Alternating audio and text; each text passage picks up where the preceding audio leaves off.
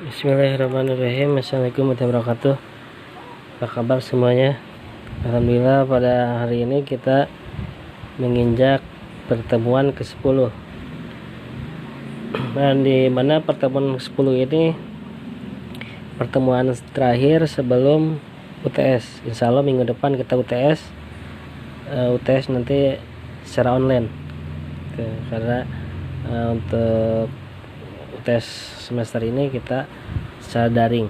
Jadi nanti untuk UTS teknisnya akan dijelaskan sebelum UTS ya.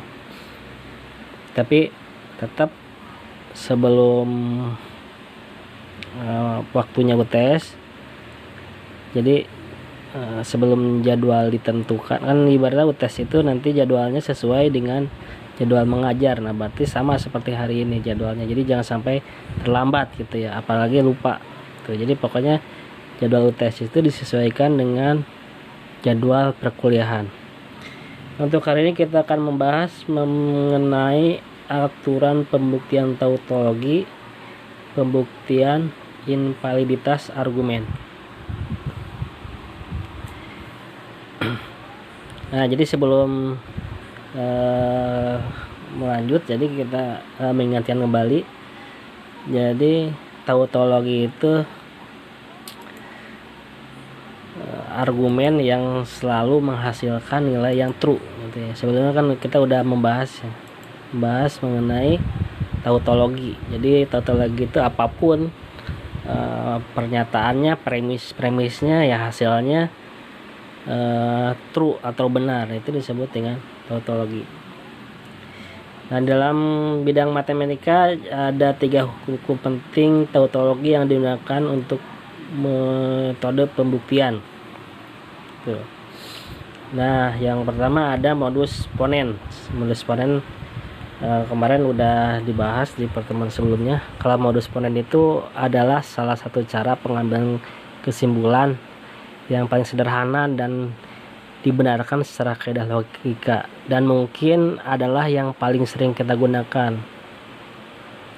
Nah kalau modus ponens itu bekerja berdasarkan premis kalimat majemuk P maka kaki gitu. Contohnya masih ingat ya, waktu kemarin itu contohnya itu misalkan premis 1, hewan mamalia bernapas dengan paru-paru.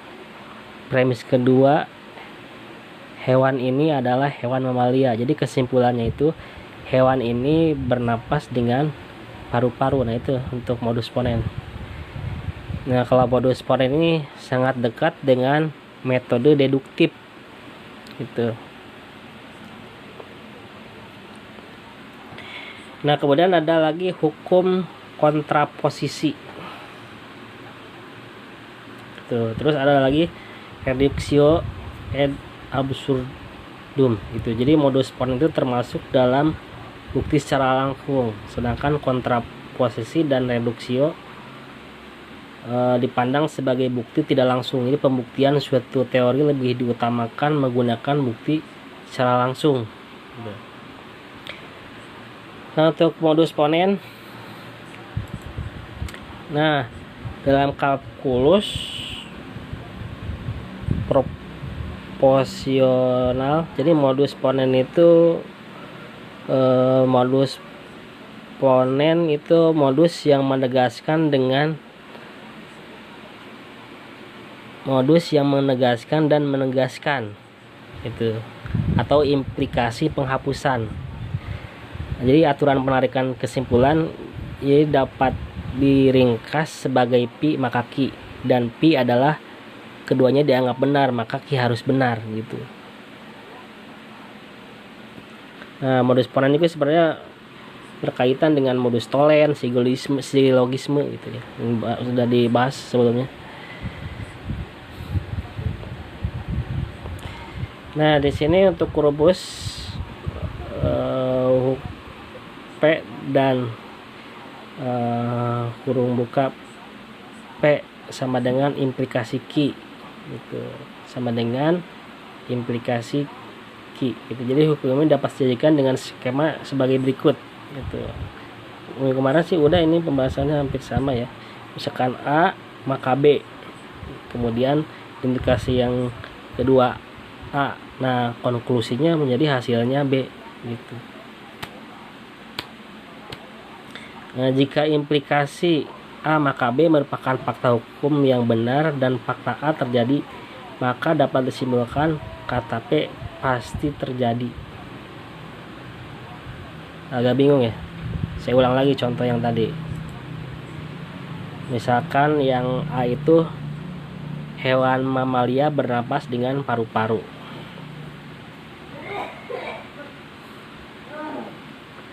Nah, kemudian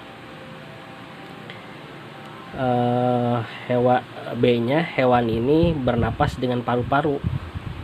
Nah, kemudian premis yang kedua, hewan ini adalah hewan mamalia. Jadi kesimpulannya B. Jadi kesimpulannya hewan ini bernapas dengan paru-paru.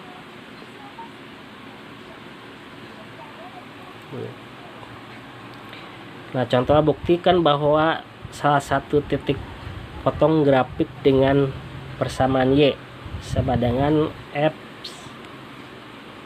Ini bisa dibaca, bisa dipahami. Yang penting yang tadi saya jelaskan udah paham, pasti ini bisa. Nah, kemudian yang selanjutnya ada hukum kontraposisi. Hukum kontraposisi. Nah, kalau hukum kontraposisi adalah pembalikan susunan dari inverse itu sendiri. Gitu. Jadi pembalikan. Misalnya pernyataan negasi Q sama dengan lebih besar dari negasi P, maka ini disebut kontraposisi dari P sama dengan lebih besar dari Q. Itu ya. Ini kan yang pertama. Jadi dengan kata lain, jika dari fakta B dapat dipastikan terjadinya D, maka dapat ditarik kesimpulan bahwa dengan berlakunya fakta D dapat dipastikan B terjadi sebaliknya jika diimplikasikan. Jadi merupakan fakta yang benar, maka dengan diketahui B terjadi dapat ditarik kesimpulan D pasti terjadi seperti skema yang di bawah. Misalkan A maka B, kan? Nah, berarti negasinya, kontraposisinya negasi B. Nah, berarti konklusinya nanti negasi A. Jadi kontraposisi itu pembalikan gitu.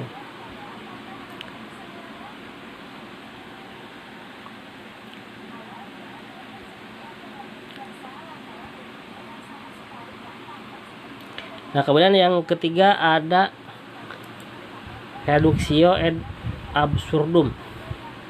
Nah, jadi salah satu cara untuk membuktikan suatu pernyataan adalah dengan menunjukkan bahwa penyangkalan atau negasi pernyataan tersebut menyebabkan suatu pertentangan alias kontradiksi.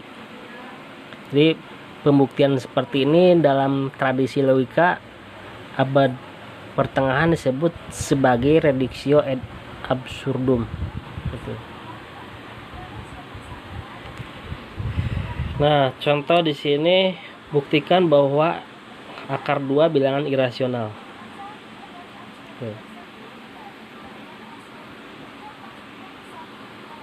Nah, jadi bisa dilihat di sini untuk penjelasannya.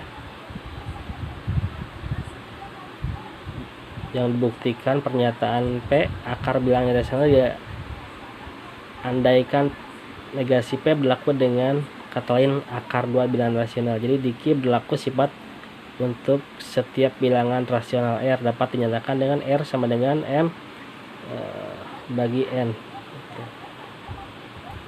Ya, selanjutnya bisa dipahami. Nah, untuk pertemuan hari ini kita tidak panjang-panjang karena ada kuis gitu ya. Nanti kuisnya untuk membantu nilai UTS gitu. Tolong dikerjakan dengan sungguh-sungguh. Soalnya di download terlebih dahulu, kemudian disubmit di Edmodo gitu. Nanti akan saya delay satu persatu. Nah, sampai di sini pertemuan hari ini, semoga bermanfaat, semoga bisa dipahami. Kalaupun belum paham ya silahkan mencari di luar, mencari lagi, gali lagi gitu. Mau melalui YouTube, melalui Google, dari manapun sumber dari buku silahkan dicari kembali gitu. Sekian, assalamualaikum, selamat malam.